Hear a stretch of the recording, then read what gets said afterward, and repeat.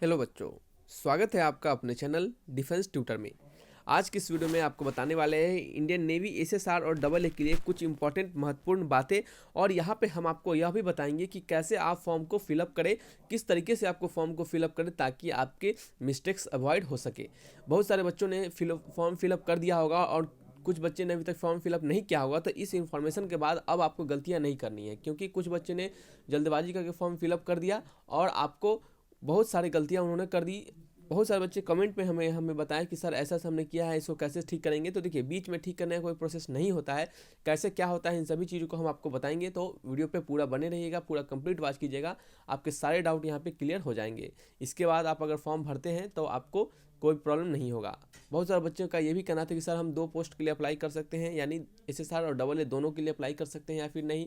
और भी बहुत सारे बच्चों का डाउट था, फोटो के रिगार्डिंग डाउट था, और भी बहुत सारे बच्चों का डाउट था कि सर फॉर्म कब तक फिलअप करें। तो इन सभी चीज़ों के बारे में यहाँ पे हम समझेंगे, सारे डाउट यहाँ पे आपको क्लियर हो जाने वाले हैं। सो आपको बिल्कुल टेंशन नहीं लेना है, ठीक है। और जहाँ तक बात करते हैं बच्चे हम न्यू बैच की, तो हमारा न्यू बैच चल रहा है, आपके न्यू बैच चल रहे हैं आपके इंडियन नेवी के लिए न्यू बैच। तो जो भी बच्चे उस बैच को अभी तक नहीं देखे हैं तो उसको जाइए वॉच कीजिए। आपके लगभग 11 प्रैक्टिस सेट्स हमने उसमें डाल दिया है और टाइम टू टाइम और भी प्रैक्टिस सेट्स डाले जा रहे हैं, ठीक है। मैथ्स के प्रैक्टिस सेट स्टार्ट हो चुके हैं और आपके रिस्पांस के अनुसार आपका फिजिक्स का प्रैक्टिस सेट भी जल्दी से जल्दी स्टार्ट कर दिया जाएगा, ठीक है। तो चलिए तो बढ़ते हैं वीडियोस की ओर। सारा वीडियो कंप्लीट वॉच कीजिएगा, पूरा एक एक पॉइंट को वॉच कीजिएगा बिना स्किप किए हुए, ताकि आपके सारे डाउट क्लियर हो जाए, ठीक है। आइए बढ़ते हैं अपने वीडियोस की ओर। देखिए यहाँ पे लिखा गया है, सबसे पहले फर्स्ट ऑफ ऑल पॉइंट समझेंगे हाउ टू अप्लाई को, कि कैसे हम अप्लाई करें। देखिए आपको एक एक पॉइंट जो आपके नेवी के द्वारा नोटिफिकेशन में बताए गए उन सभी को हम क्लियर करते चलेंगे, ताकि आपको कोई भी प्रॉब्लम नहीं होगा। आपको दिखेगा सारे डाउट आपके इसी पॉइंट से क्लियर हो जाएंगे। पहले में कहा जा रहा है कि फॉर दिस एंट्री, इस एंट्री के लिए, यानी जो आपके अभी जो अगस्त वाले एंट्री आए हैं 2021 के, इस एंट्री के लिए जो आपके फॉर्म होंगे वो ऑनलाइन अप्लाई करवाए जाएंगे, ठीक है। अब बच्चे कंफ्यूज नहीं हो गया कि ऑनलाइन होगा कि ऑफलाइन, ऑनलाइन अप्लाई करवाए जाएंगे, ठीक है। और ऑफिशियल वेबसाइट आपके जो www.joinindiannavy.in है, उसमें आपको अप्लाई कर लेना है फ्रॉम 26 अप्रैल टू 30 अप्रैल 2021। समझ रहे हैं। कुछ बच्चों का कहना था सर 5 मई का भी डेट दिया जा रहा है, तो आप उस 5 मई के डेट को बिल्कुल अवॉइड करें, आप उस पर ध्यान नहीं दें। भले आप लॉगिन करने पर आपको 5 मई लिखा जा रहा है, लेकिन उसको आप ध्यान नहीं दें, क्योंकि नोटिफिकेशन में लिखा जा रहा है जबकि 26 अप्रैल से 30 अप्रैल तक ही आपको अप्लाई होगा, तो उसी के बीच आपको अप्लाई कर लेना है, ठीक है। तो आपको बाद में अगर आप सोचिएगा कि 5 मई को से पहले अप्लाई कर लेंगे, 1 से 5 के बीच, तो वो आपको क्या होगा, हो सकता है कहीं आपको मौका ना मिल पाए अप्लाई करने का। तो क्या फ़र्क पड़ता है, आपके अभी 2 दिन है, 28 है, 29 है, ठीक है। आज का 28 हो गया, कल 29 हो गया, ठीक है। तो इसी दोनों दिन के बीच आपको अप्लाई करना है। हम सभी बच्चों को बोलेंगे कि आपके नेवी के द्वारा भी कहना है कि आप लास्ट डेट का बिल्कुल इंतजार नहीं करें, जो भी अप्लाई करना हो आप जल्दी पहले कर ले, ठीक है। तो जो बच्चे ने 26 को अप्लाई किया, 27 को अप्लाई किया, तो उनके द्वारा कुछ मिस्टेक्स हुई है, तो उनको अवॉइड करते हुए आपको क्या क्या करना है, इस 28 और 29 तारीख को हम आपको बता देंगे, उसके अनुसार आप इसको अप्लाई कर लीजिए, ठीक है। यहाँ पे पहले पॉइंट में कहा जा रहा है कि before filling online application keep matric certificate and 10+2 marksheet ready for reference. आपके अप्लाई करने से पहले आपको मैट्रिक सर्टिफिकेट और 10+2 मार्क्स सर्टिफिकेट आपको होने चाहिए, क्योंकि इसको फॉर्म भरते समय मांगा जा सकता है, ठीक है। नेक्स्ट है register your self on www.joinindiannavy.gov.in with your email ID. कहा जा रहा है कि आप अपने आप को रजिस्टर कर दीजिएगा आपके नेवी के साइट पर, ठीक है। सबसे पहले आपको खुद को रजिस्टर करना पड़ेगा नेवी के साइट पर अपने ईमेल आईडी से। आपके पास ईमेल आईडी होगा, नहीं होगा तो बना लीजिएगा। वैसे सभी बच्चों के पास ईमेल आईडी अब तो होगा, क्योंकि आपने एयरफोर्स के, कोस्ट गार्ड के और भी बहुत सारी चीज़ के फॉर्म भरे होंगे, तो उसमें तो सब में ईमेल आईडी का जरूरत पड़ता है। ये नेक्स्ट लिखा जा रहा है कि इफ़ नॉट रजिस्टर, अगर आपने रजिस्टर नहीं किया है, सॉरी क्या लिखा हुआ है कि इफ़ ऑलरेडी रजिस्टर, अगर आपने ऑलरेडी रजिस्टर कर चुका है, आपने अगर पहले से ही रजिस्ट्रेशन कर चुका है नेवी के साइट पर, इससे पिछले टर्म में या फिर अभी ही किसी भी समय, तो आपको क्या करना है, the applicant must ensure that while filling their application form they are providing their valid and active email IDs on mobile numbers. आपको जब भी फॉर्म भरते समय वही आपको ईमेल आईडीज और आपके मोबाइल नंबर देना है, जो वैलिड हो और क्या हो, जो एक्टिव हो, जिस पे आपके मैसेज आते जाते हो, जिसको आप देख सकते हो, पढ़ सकते हो, ठीक है। अब ऐसा मोबाइल नंबर नहीं दे देना है कि जो मतलब बंद ही हो गया हुआ है, ठीक है। तो ऐसा कुछ नहीं करना है। नेक्स्ट है which should not be change till section procedure is over. कहा जा रहा है कि अगर आप जो भी ईमेल आईडी और आपके मोबाइल नंबर देंगे वो बाद में चेंज नहीं किए जाएंगे, ठीक है। जब आपके सेक्शन प्रोसेस यानी पूरा ओवर हो जाएंगे आपके प्रोसीड्योर, उसके बाद आपके मोबाइल नंबर और ईमेल आईडी पासवर्ड चेंज नहीं होगा, ठीक है, समझ रहे हैं। देखिए नेक्स्ट कहा जा रहा है कि log in with the registered email ID.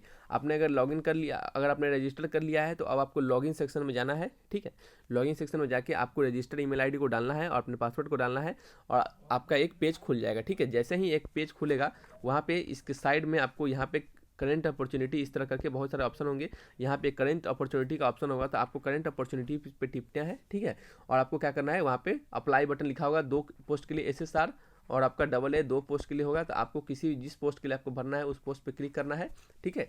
जिस भी पोस्ट के लिए भरना हो, चाहे SSR या AA के लिए जिस भी पोस्ट पे भरना है उस पर आपको क्लिक करना है और उस पर क्लिक करके क्या लिखना है, यहाँ पे अप्लाई बटन लिखा होगा, ठीक है। अप्लाई लिखा होगा, आपको क्या करना है, अप्लाई पे टिप देना है, ठीक है। जैसे ही आप अप्लाई पे टिपिएगा आपका एक विंडो खुल जाएगा, ठीक है। जैसे अप्लाई पे टिपिएगा आपका एक बिल्कुल जैसे से बता रहे हैं सिमिलरली वहीं पे आपको इसी तरह होगा, वहाँ पे आपको टेंशन बिल्कुल नहीं लेना है। तो यहाँ पे आपका एक विंडो खुल जाएगा, इस विंडो में आपके सारे आपके डिटेल्स होंगे, ठीक है। तो इस पूरे फॉर्म को आपको कंप्लीटली फिलअप करना है एकदम बिल्कुल अच्छे से। तो नेक्स्ट पॉइंट लिखा गया है कि फिलअप द फॉर्म कंप्लीटली आपको फॉर्म को फिलअप करना है before clicking the submit button. और यहाँ पे नीचे सबमिट बटन लिखा होगा, ठीक है, सबमिट बटन। तो इस सबमिट पे आपको क्लिक करने से पहले आपके सारे जो इन्फॉर्मेशन आपने यहाँ पे डाले हैं उनको चेक कर लीजिए, एक एक पॉइंट को, डेट ऑफ बर्थ को, आपके फादर्स नेम, स्पेलिंग, हर चीज़ को चेक कर लीजिए, क्योंकि किसी प्रकार का उसमें आपको त्रुटि देखा जाएगा, किसी प्रकार का मिस्टेक्स देखा जाएगा तो आपके फॉर्म को निगलेक्ट कर दिया जा सकता है, ठीक है। अब कहा जा रहा है कि make sure that all details are correct. आपको श्योर होना है कि सारे डिटेल्स आपके करेक्ट है, तभी आप सबमिट बटन पे टिपे, ठीक है। All required documents are scan in original and uploaded. कहने का मतलब है कि सारे डॉक्यूमेंट जो आपके होंगे वो आपको ओरिजिनल डॉक्यूमेंट को अपलोड करना होगा, ना कि फोटो स्टेट। ऐसा नहीं है कि आपके मार्क सर्टिफिकेट आपका 10th का फोटो स्टेट है आपके पास तो उस फोटो स्टेट का स्कैन कर लिया और अपलोड कर दिया, ऐसा नहीं करना है। बिल्कुल आपको करना है 12th सर्टिफिकेट, 10th सर्टिफिकेट, जो भी सर्टिफिकेट मांगे जाएंगे उसके ओरिजिनल सर्टिफिकेट को स्कैन करके अपलोड करना है, ठीक है। ऐसा गलती आपको नहीं करना है, ठीक है। तो ये सारे कुछ बच्चे गलतियाँ करते हैं और आगे बताते हैं आपकी क्या गलतियाँ होती है वो दिखेगा। Online application will be further scrutinized by eligibility and may be rejected at any stage if found ineligible in any respect। कहा जा रहा है कि अगर आपको किसी भी रिस्पेक्ट में आपको इनएलिजिबल फाउंड किया जाता है, यानी आप इसके लिए एलिजिबल नहीं होते हैं, आप इसके लिए कह सकते हैं आपको इसके सूटेबल आप नहीं हैं, आपको कुछ गलतियां देखी जा रही है इसमें, तो आपको फॉर्म को नेगलेक्ट कर दिया जा सकता है, रिजेक्ट कर दिया जा सकता है, ठीक है। तो ये पॉइंट आपको समझने वाली बात है, कुछ ज़्यादा है नहीं इसमें।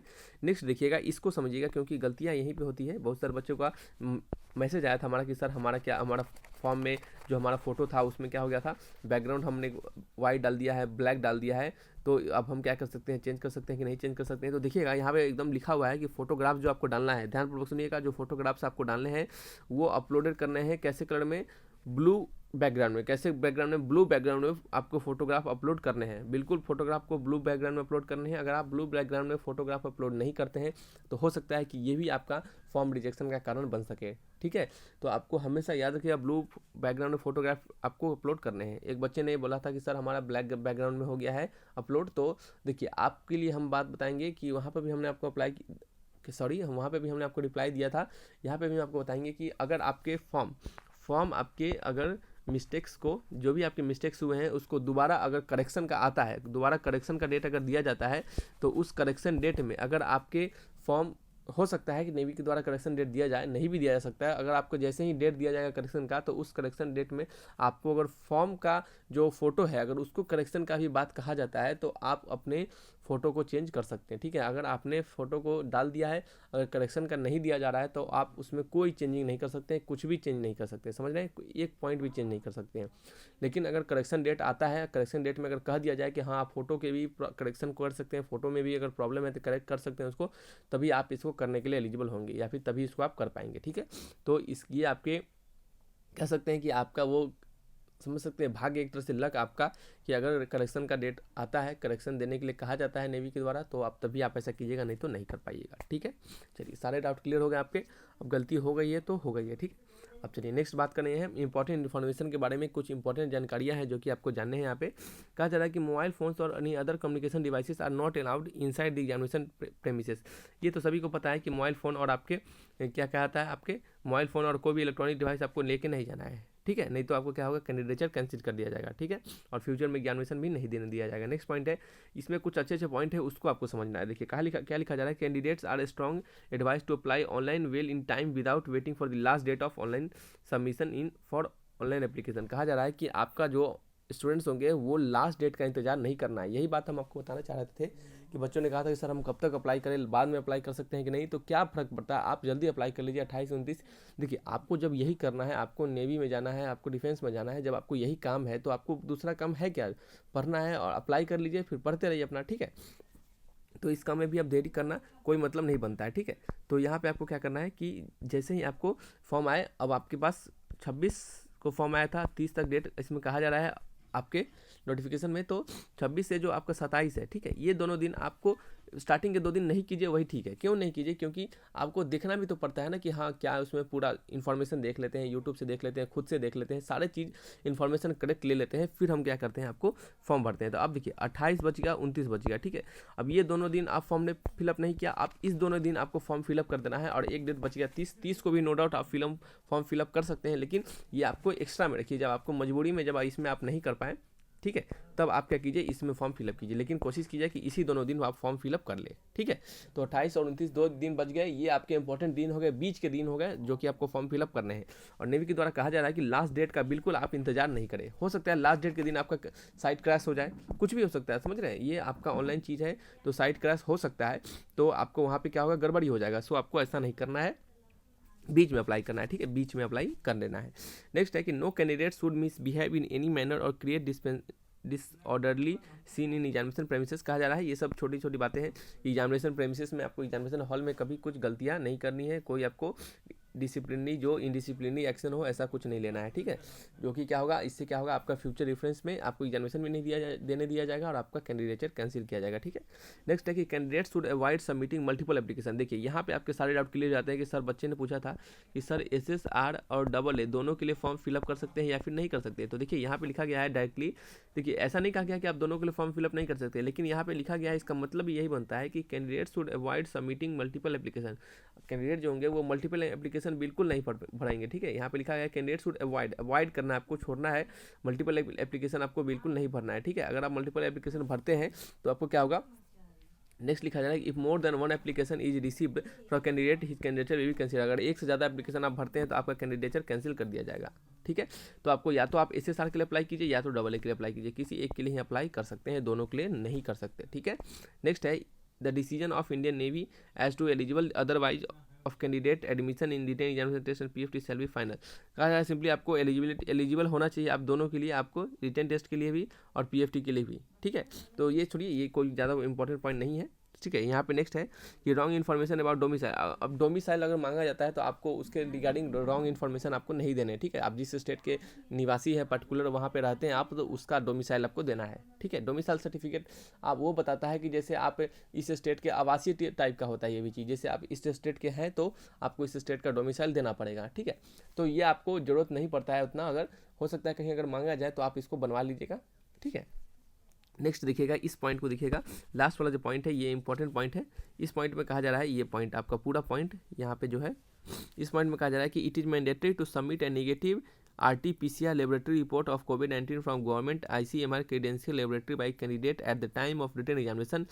Report should be dated maximum 72 hours prior to the reporting date. अब देखिए कहा जा रहा है कि ये आपको जो COVID-19 के रिगार्डिंग जो निगेटिव सर्टिफिकेट है कि आप COVID-19 से निगेटिवली क्या है, आपको वो पॉजिटिव नहीं है, आप निगेटिव है, यानी आप उससे इफेक्टेड नहीं है, उसका सर्टिफिकेट आपको देना है। और ये कब देना है, बच्चे यहाँ पे कंफ्यूज कर जाते हैं बच्चे, यहाँ पे आपको देना है आपके जो एग्जामिनेशन डेट होंगे, जो रिटेन एग्जामिनेशन के डेट दिए जाएंगे उसके आपके 72 घंटे पहले आपके लगभग आपका उसमें डेट लिखा होना चाहिए। आप 24 घंटा पहले भी लिख सकते हैं, आप 48 घंटा पहले का भी रिपोर्ट लेके जा सकते हैं, लेकिन कम से कम 72 घंटा पहले आपका रिपोर्ट होना चाहिए, उस पर डेट लिखा होना चाहिए 72 घंटा पहले का। अगर उससे 72 घंटा के बाद का अगर आप रिपोर्ट लेके जाते हैं तो वो आपका वैलिड नहीं होगा और हो सकता है कि एग्जामिनेशन भी आपको नहीं देने दिया जाए। ठीक है, तो आपको 72 घंटा पहले वाला रिपोर्ट लेके जाना है वहाँ पे एग्जामिनेशन हॉल में। ठीक है, तभी आपको उसके अंदर एंट्री दिया जाएगा। तो ये भी आपको बहुत ही इंपॉर्टेंट पॉइंट है, इसको आप अवॉइड बिल्कुल नहीं कीजिएगा। ठीक है, क्योंकि देख रहे हैं बढ़ते समय में कोरोना का कितना इफेक्ट है, तो इस कारण से आपको ये अवॉइड नहीं करना है। तो चलिए बच्चे,